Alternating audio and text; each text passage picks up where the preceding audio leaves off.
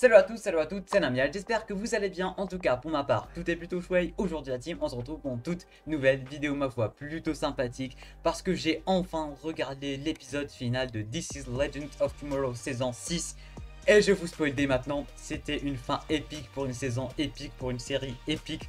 Franchement, c'était génial, il y avait tout l'aspect de la série Legend of Tomorrow. Il y avait vraiment tout ce qu'on aime dans cette série, de la sensation forte, de l'émotion, de l'amour, de l'aventure, mais aussi de la tristesse. Et c'est ça que j'ai kiffé avec cette saison, parce que on avait quand même perdu ce petit côté de la série, si je peux dire ça comme ça. Et oui, je vous ai spoil, ça fait pas de mal, en tout cas c'est vraiment une saison d'enfer, mais surtout un final d'enfer. Et du coup, durant cette vidéo, on va parler du final de cette série, ou du moins du final de cette saison, et de cette saison en général. Installe-toi confortablement parce que cette vidéo risque de durer pas mal de temps. On a pas mal de choses à se dire, du mine de rien, en ce qui concerne cette série extraordinaire. Le petit pouce bleu qui fait quand même plaisir, l'abonnement si ce n'est pas déjà fait. Sur ce, sans plus tarder, sans perdre une seule seconde de plus, let's go.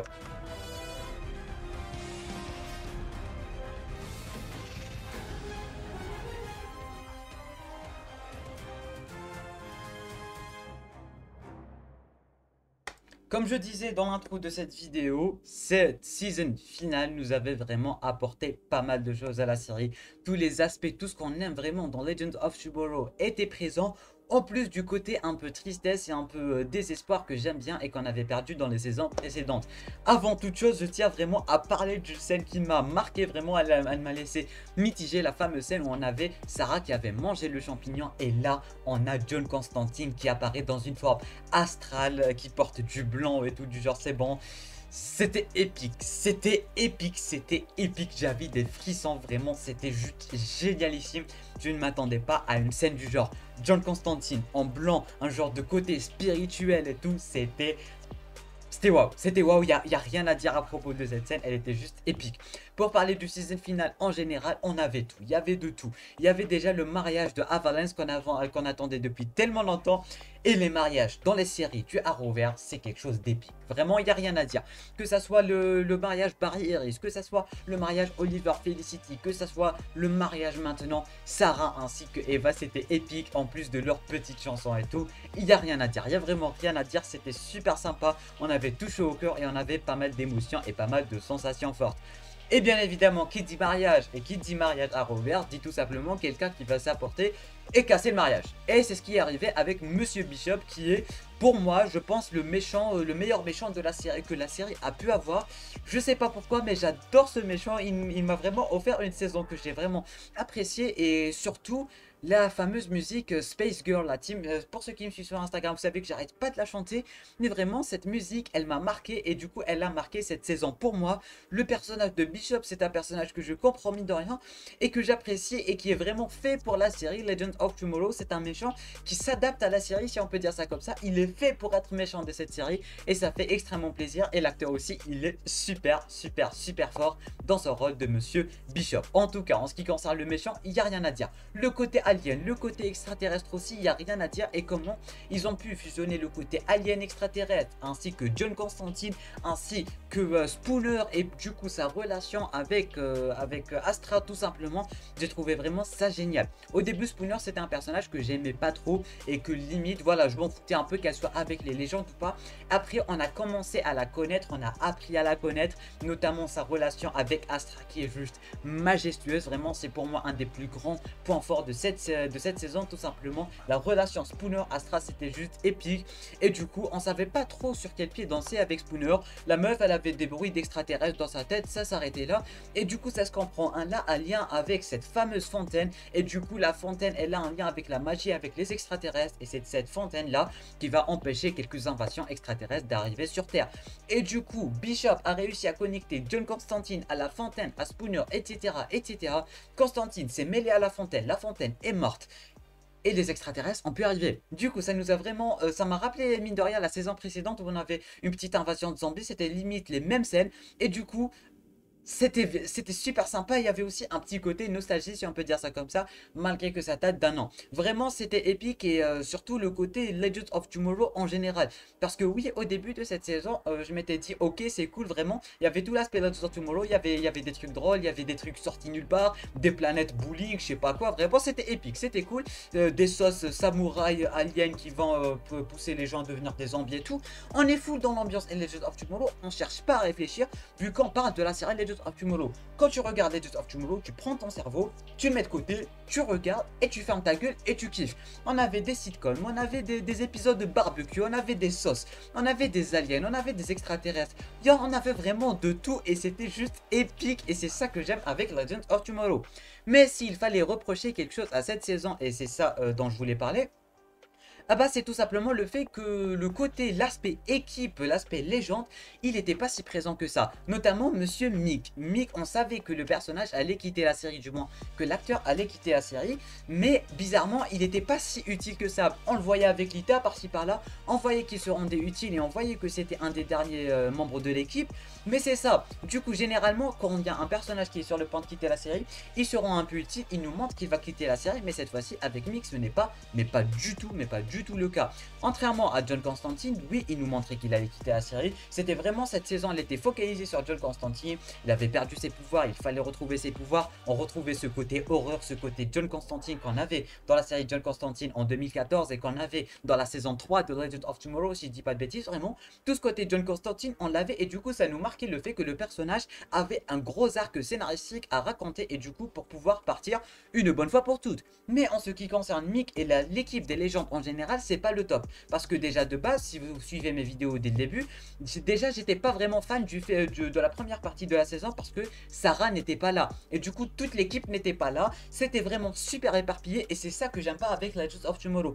Tout le côté éparpillé, j'aime pas. Mais quand il y a l'aspect équipe, j'aime bien et c'est ça qui était présent dans le dernier épisode, voire les deux derniers épisodes. Mais ça s'arrête là. Du coup, globalement, quand l'équipe n'est pas vraiment au complet, on a mine de rien de bons épisodes, comme je parlais de la planète bowling, de la samouraï alien, etc. etc. C'était super cool, mais j'aime bien vraiment tout l'aspect équipe de Legend of Tomorrow. C'est ça qui donne vraiment à cette série son petit charme. Et du coup, tout ce côté n'était pas présent au début de la série. Et Mick, il était un peu laissé pour côté, malgré qu'il quittait la série. Et ça, c'était triste pour moi parce que j'adore le personnage. Il était mis de côté, malgré qu'il avait des enfants, mais il avait vraiment de tout mini arc scénaristique. Et surtout que Sarah n'était pas là et tout. Du coup, les personnages, vraiment, ils étaient super éparpillés. L'équipe n'était pas du tout présente. Et à la fin, du moins au tout dernier épisode, ils étaient tous là. On a retrouvé tout cet aspect Legend of Tomorrow qu'on aime et toute cette équipe de légendes qui s'est retrouvée pour une menace commune, si je peux dire ça comme ça. Et du coup, tout le monde a pu devenir, ou plutôt tout le monde a pu se rendre utile et remplir sa tâche du marché tout simplement. Par exemple, Mick, il a retrouvé maintenant Kayla et du coup, il va potentiellement se marier et il va potentiellement partir avec elle. Et ça, on va y revenir un peu plus tard, parce que j'ai toujours pas regardé le trailer de la saison 7, mais ça, on va y revenir comme je disais. Mick a trouvé son importance, du coup il est avec Kayla, il s'est rendu utile avec l'équipe, et il était avec l'équipe, et même Kayla, elle était avec l'équipe. Même chose pour John Constantine, voilà, il avait sa petite quête personnelle, et après, il a aidé Sarah à y voir plus clair, et c'est grâce à lui, du coup, le petit mariage et tout, et quand ça a fait exploser tous les aliens, du coup, c'est un peu grâce à lui. On avait aussi Gary avec avec Eva, c'était super sympathique, surtout quand elle lui parlait et quand elle lui a demandé de l'accompagner, ça aussi j'ai vraiment adoré. Que ça soit Nate et Zari, la Zari de 1.0 qu'on avait vu durant l'épisode bowling, ça aussi c'était vraiment super sympathique à voir. Que ça soit aussi toute l'équipe maintenant en général qui était présente au mariage de Sarah, Eva et du coup Spooner et sa relation avec Astra, tout simplement Spooner et sa relation avec sa mère et du coup son origin story, et c'est ça que j'ai vraiment kiffé. J'avais déjà fait une vidéo sur l'origin story de Spooner et tout, si vous voulez aller la regarder, et c'est vraiment un des plus grands points forts parce que Spooner je l'aimais pas comme je disais, mais après avoir su tout ça, sa mère, son côté les légendes et tout, vraiment j'ai super méga apprécié le personnage de Spooner, et du coup c'est limite pour moi une des saisons que j'apprécie de plus parce que il y a de tout. Malheureusement, il n'y avait pas ce côté de tout dans les premiers épisodes, voire dans toute la saison en général. Mais le season final, il a rattrapé le coup à un niveau pas croyable, mais vraiment c'était épique, il y a rien à dire. À chaque épisode on avait un petit quelque chose, notamment la sauce barbecue. Ok, j'arrête pas d'en parler de la sauce barbecue, mais elle m'a marqué cette sauce barbecue, vous pouvez pas m'en vouloir. Mais ce que je veux dire c'est que vraiment il y avait de tout durant tous les épisodes, mais il n'y avait pas toute cette équipe. Et du coup dans le dernier épisode il y avait toute l'équipe, il y a Bishop qui s'est ramené, il y a même l'autre Bishop que j'ai mis dans rien super apprécié qui vient du futur. Ça mélange tout ça, on a toute l'équipe, on a un mariage, on a du Nate, on a du Zari, on a du Constantine qui n'était malheureusement pas présent, et on va revenir à John Constantine ainsi qu'à Mick, vu que leur arc scénaristique est tout simplement terminé, malgré qu'ils peuvent potentiellement revenir, parce qu'on a vu ça avec Ray qui va arriver dans le crossover, et ça fait plaisir. Ça aussi on va en reparler dans quelques jours sur la chaîne YouTube, d'où l'intérêt d'activer les notifications si ça t'intéresse bien évidemment. Du coup tout ceci pour dire que les saisons finales il était épique, j'ai adoré le mariage, l'invasion, Sarah, vraiment tout, même Sarah, c'est Sarah qui m'a le plus plu durant cette saison, parce que Sarah de base c'est pas Sarah, tu vois, Sarah c'est un clone, et du coup on a appris à apprendre ce côté pouvoir et tout, et c'est ça que j'ai vraiment apprécié. Sarah a des pouvoirs, tout le monde a des pouvoirs, et du coup Constantine leur a dit qu'ils sont connectés, et avec le retour de la fontaine, Spooner s'est rendu utile et ça nous a vraiment, mine de rien, donné une scène, ma foi, plutôt badass quand Spooner était en train d'échanger le pouvoir de tout le monde. Et Sarah qui était en train de commander Spooner, il y a Mick qui a besoin des pouvoirs de Ray, etc. Bon, il n'y a pas Ray, mais t'auras compris le délire. Et du coup, Spooner qui était en train d'échanger les pouvoirs de tout le monde, c'était, ma foi, plutôt badass et plutôt sympathique. La question qui se pose, est-ce que Spooner va toujours avoir ses pouvoirs? Bien évidemment, parce que la fontaine est bien évidemment toujours là. C'est un peu logique. Sarah aura toujours ses pouvoirs. Et malheureusement, on reste toujours avec la Sarah clone, mais ça me dérange pas tant que ça. On a une Sarah clone qui est mariée à une Eva clone, à un robot. C'est Legend of Tomorrow. Vraiment, on a un clone qui est marié à un robot, mais c'est Legend of Tomorrow. Du coup, ça ne nous gêne pas plutôt tant que ça. Et je crois que j'ai dit tout ce qu'il y avait à dire à propos de ce season final de Legend of Tomorrow. C'était une petite pépite, une petite masterclass. Est-ce que vous savez pourquoi? Because I'm Batman, c'était vraiment épique à la Batmanologie, à la Batmanage, malgré que ça se dit pas. Mais vous connaissez, tant que Batman aime quelque chose, c'est vraiment épique et j'ai vraiment adoré. Maintenant, on va parler un peu des personnages qui ont potentiellement quitté la série, du moins si c'est sûr qu'ils vont quitter la série. On va déjà commencer par Mick parce que c'est un peu moins sûr, parce qu'il y a pas mal de choses à dire à propos de Mick. Comme je disais, Mick, on savait que l'acteur allait quitter la série. Un peu quitter la série parce que vous allez voir qu'il va revenir. Et du coup, il fallait que la série se concentre un peu plus sur l'arc scénaristique de Mick pour parler un peu plus de lui. Et c'est ce qu'ils ont fait. Mais un tout petit peu moins, tu vois. Ils ont parlé de ses enfants, sa relation avec Kayla, ça s'arrête là. Vraiment, Mick n'était pas au top de sa forme durant cette saison. Et c'est là où mes théories viennent en jeu, c'est qu'à la fin de l'épisode final, quand Sarah était en train de parler à Mick, bah ça nous disait pas le départ de Mick en fait.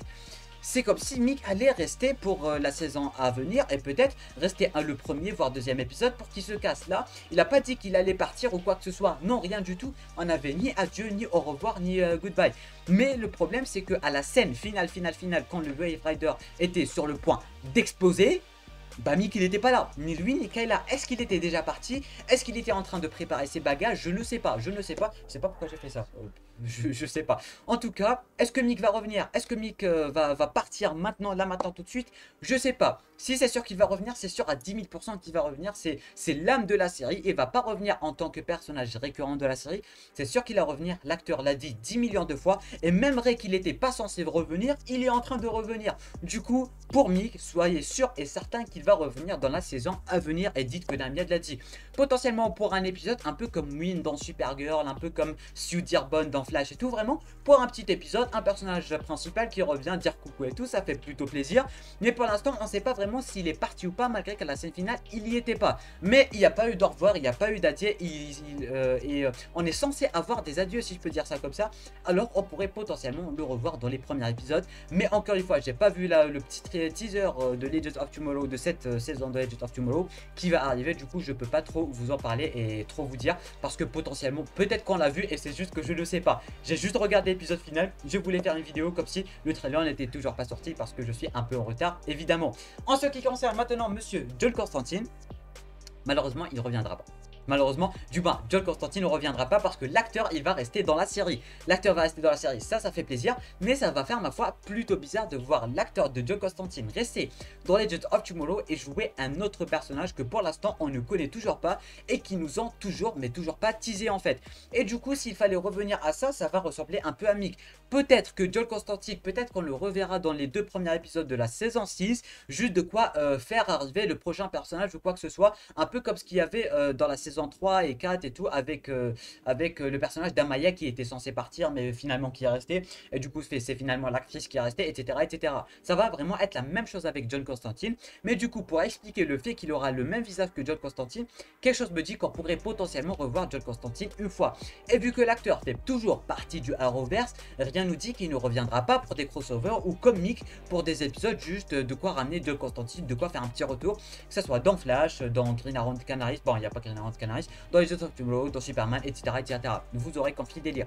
Tout ceci pour dire que John Constantine, il est plus là, un peu comme Ray, mais il pourrait revenir dans des crossovers. Mais l'acteur, il est toujours là, un peu comme Amaya dans la saison 3 de Legends of Tomorrow.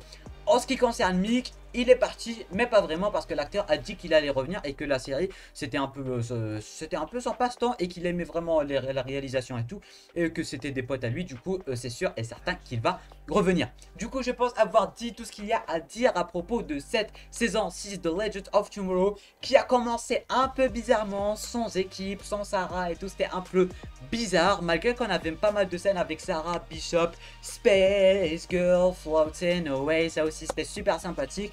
Globalement, c'était juste génialissime, mais surtout l'épisode final qui a tout rattrapé, tout l'aspect équipe. Il a vraiment rattrapé toute la série à un niveau pas croyable et c'est ça que j'ai vraiment apprécié. Toi, derrière ton écran, n'hésite pas à me dire en bas en commentaire qu'est-ce que tu as pensé de cette saison 6 de Legends of Tomorrow et de ce dernier épisode de Legends of Tomorrow en général qui était, ma foi, plutôt épique comme j'arrête pas de le répéter. Dis-moi qu'est-ce que tu as pensé de l'épisode Bowling et son samouraï qui m'a marqué mine de rien, c'est pour ça. Je pense que je les ai dit, je les ai mentionnés 5 à 6 fois durant la vidéo. Dites-le moi en commentaire, le petit pouce bleu, l'abonnement si ce n'est pas déjà fait. Moi je vous dis à très bientôt pour une toute nouvelle vidéo. C'était Namiat, portez-vous bien.